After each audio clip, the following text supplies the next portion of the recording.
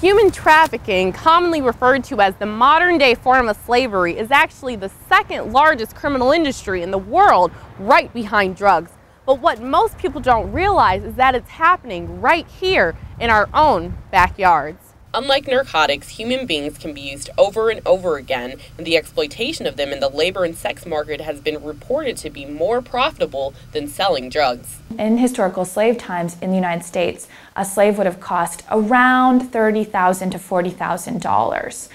Now you can purchase a human being for around $90. It's so cheap that people are being very brutally abused in very common places, with the average age and sex of a victim being as young as a 13-year-old girl. I think that we're very quick to point fingers when people travel abroad to Cambodia or Thailand to have sex with children, and we're not having any conversation about the people who drive into our downtowns or into our truck stops and are having sex with children there.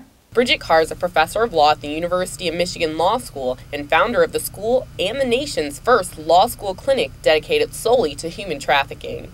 One of the cases in which we've spent a lot of time in the clinic involve women from Europe who were trafficked in a strip club in Detroit. They were college students who thought they were going on a study abroad program, and when they arrived, they realized that it was actually something much worse. They were forced to work 6 days a week, 2 p.m. to 2 a.m. All of their money was taken from them. They were beaten.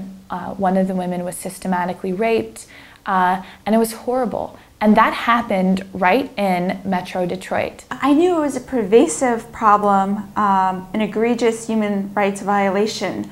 But like many other people, I was under the misconception that it was an international problem, more of a foreign problem. And the clinic has dispelled my notions.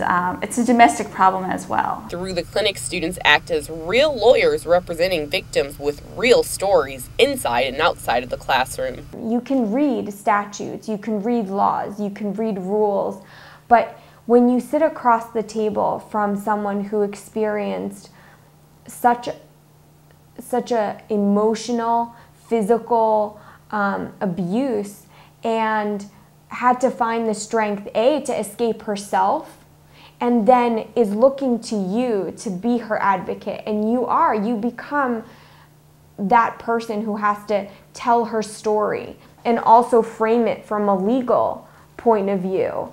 That intersection of law and real life, that's something you can't get out of a classroom. The clinic has found human trafficking to occur in U.S. businesses like late-night spas and 24-hour hair braiding salons, and as a result, Carr believes that in order to fully combat this issue, misguided stereotypes must change. One of the biggest problems we have in raising awareness about human trafficking is that people will think, well, this can't be human trafficking because this person didn't travel here far enough or didn't cross a state line. It's not about transportation. It's about exploitation. Reporting for Michigan Today, I'm Danielle Wright.